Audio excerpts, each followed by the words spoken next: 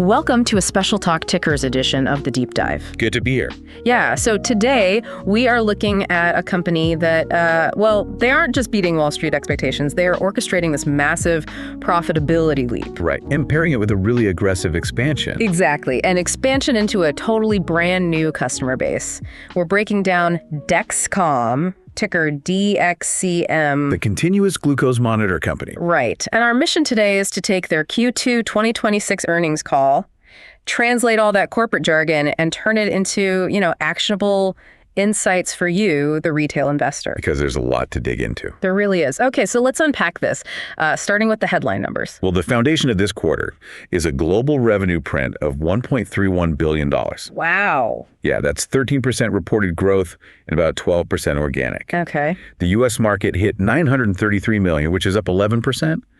But, international revenue is where we saw real velocity. That was up 19% to $375 million. I mean, 19% is huge. But what really jumps off the page for me, honestly, is the earnings per share. The EPS, yeah. Right, EPS came in at 70 cents. That is a massive 46% increase year over year. It's a huge jump. It is, and you don't get 46% earnings growth on 13% revenue growth without a major operational shift. No, we really don't. Right, so management pointed straight to their gross profit margin, which landed at 64.1%.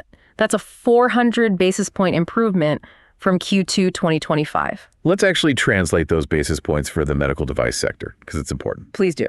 So jumping 400 basis points, that basically equals a 4% absolute increase in gross margin. Okay. And look, in software, maybe that's just a minor server optimization, right? But in hardware manufacturing, adding 4% to your margin in a single 12-month period is incredibly difficult to achieve. Wait, a 400 basis point jump in hardware? That's just wild. Yeah. That's like a car manufacturer suddenly making 4% more profit on every single vehicle that rolls off the assembly line. But without raising the sticker price for the consumer, how did they actually pull that off? Well, the CFO attributed it to some really strict operational discipline. Okay. They realized major manufacturing efficiencies.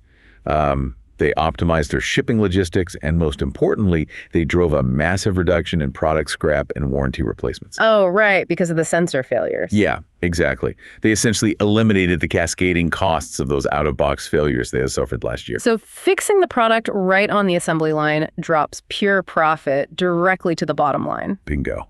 That makes a lot of sense. And that margin expansion is fueling market share capture too.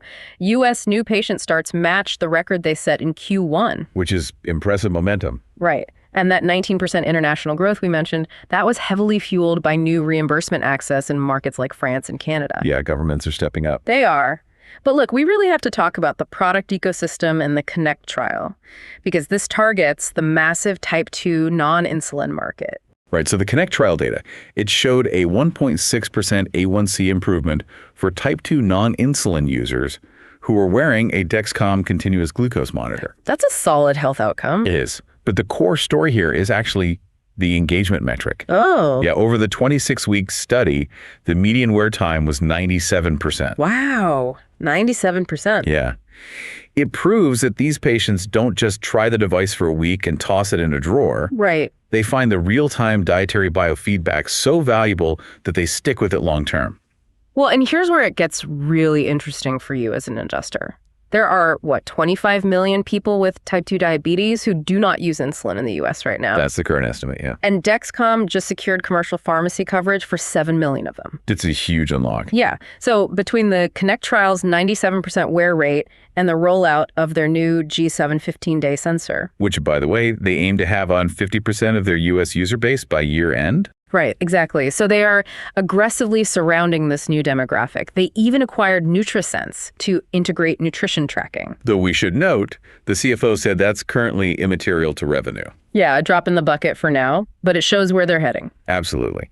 And that trial data, it provides the exact clinical ammunition Dexcom needs to secure future government coverage for the rest of that 25 million person market. Right.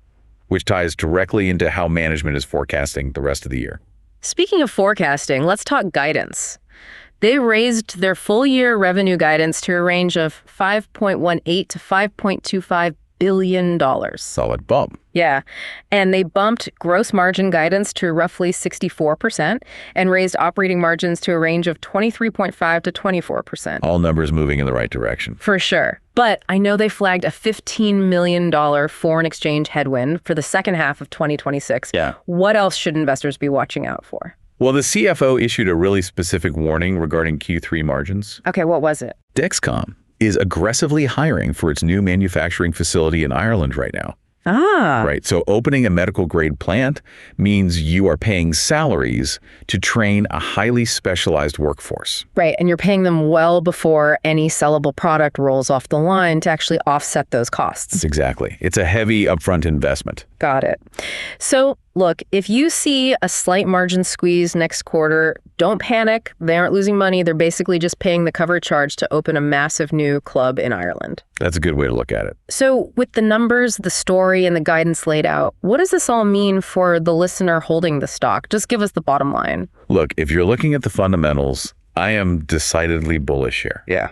Definitely. Yeah. In the first half of 2026, they generated $600 million in free cash flow. Wow. That is more than double last year. And furthermore, they executed $600 million in share repurchases in Q2 alone. They are buying back stock fast. Fast and aggressive. The combination of doubling cash flow, aggressive buybacks, and expanding into that 25 million person non-insulin market, it just shows a company firing on all cylinders. Okay, so actionable takeaway. If you hold the stock, keep your eyes glued to the CMS Medicare coverage decision for type 2 non-insulin users.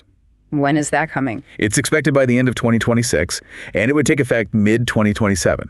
That is the next major binary catalyst. And after that? After that, look for the G8 system. That's targeted at half the size of the G7, and it should drop in late 2027 or maybe 2028. Man, that Medicare decision alone could expand their total addressable market practically overnight. Easily. But let me leave you with one final thought, because beyond the current pipeline, Dexcom is participating in the FDA's Tempo pilot program. Oh, right. The pre-diabetes trial. Yes. They're testing out using their CGMs to screen for prediabetes. So just imagine what happens to Dexcom's market cap if their devices transition from being a treatment for the sick to a mandatory preventative screening tool. For a massive population. Yeah. Exactly. For the 115 million Americans walking around right now with undiagnosed prediabetes, we'll let you mull that over.